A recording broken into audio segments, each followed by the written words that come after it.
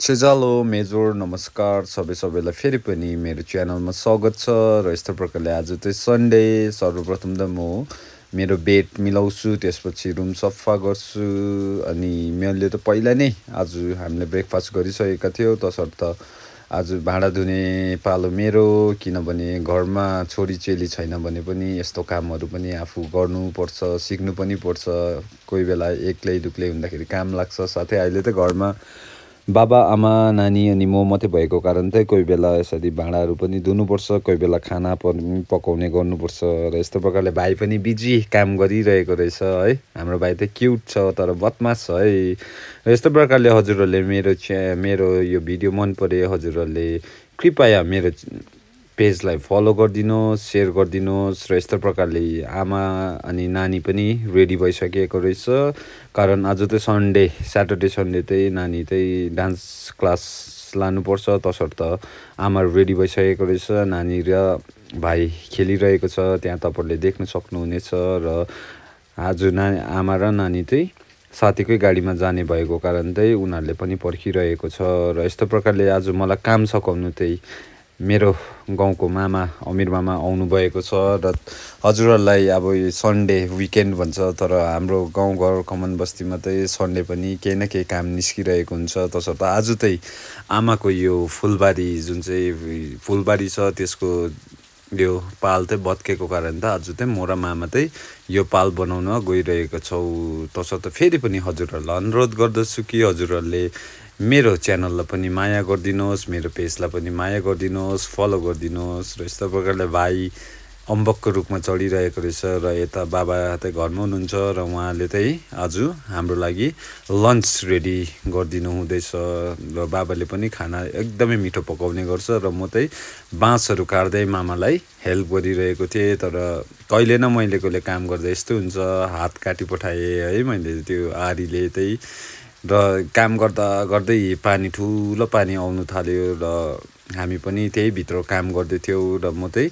दोरी बनाउनु चाहिँ पुरानो खदाहरू चाहिँ खोजेर म चाहिँ दोरी बनाउनु च्यातिरहेको छु र मामा चाहिँ आफ्नै धुनमा त्यहाँ काम गरिरहेको छ र फाइनली हामीले चाहिँ काम सक्यौँ है पानी पनि रह्यो र भाइ पनि आइपुगेको थियो र हामीले लन्चहरू पनि गरिसक्यौँ पानी पनि मजाले रह्यो र उहाँहरू चाहिँ भाइ र मामा चाहिँ खानाहरू खाएर घरतर्फ लाग्यो र म पनि एकछिन बसेर अब चाहिँ तलतिर जानुको लागि रेडी भएर निस्केँ घाम पनि लागिरहेको छ नानी पनि अघि नै आफ्नो डान्स क्लासबाट आएर चाहिँ माथि अल्छी लाग्दो भएर चाहिँ फोन हेरिरहेको रहेछ है अन्त म तल गएको देखेर चाहिँ नानी पनि जान्छु भनेर पछाउनु थाल्यो र मैले नानीलाई पनि हिँड भने तल किनभने फास्टफुड हाम्रो भाउजूले मोमोहरू चाहिँ बनाएर बेच्ने गर्छ र त्यहाँ त एकदमै मिठो मोमोहरू पाउँछ र नानी पनि जान्छु मोमो खान्छु भनेर उसले जिद गर्नु थाल्यो र म चाहिँ आफ्नो बाइक स्टार्ट गरेँ फेरि अर्को बहिनी पनि जान्छु भनेर चाहिँ त्यसलाई पर्खेँ र मैले चाहिँ मेरो बहिनी नानीलाई चाहिँ नाना चाहिँलाई बोला भनेर भने तर ऊ चाहिँ रिसरी बस्दैछ लान्दिनँ भनेको फेरि कुद्दै गएर चाहिँ उसले नानालाई बोलाउनु थाल्यो आज चाहिँ म नानी अनि बहिनी चाहिँ तल गएर चाहिँ अब मोमोहरू खाएर आउने र यस्तो प्रकारले बहिनी पनि आइपुग्यो र अब हामी चाहिँ मोमो खानु लागेको र यस्तो प्रकारले हामी तल पुग्यौँ तल पुग्नु साथ हाम्रो भाउजू त उहाँ हुनुहुन्छ उहाँले त उहाँकोमा त एकदमै मिठो आलु मोमो आलु चपहरू पाउने गर्छ र तपाईँहरू पनि आएर ट्राई गर्नु सक्नुहुन्छ र ग्राउन्डमा यसो हेरेको त हाम्रो गाउँको भाइहरू फुटबल पनि खेलिरहेको रहेछ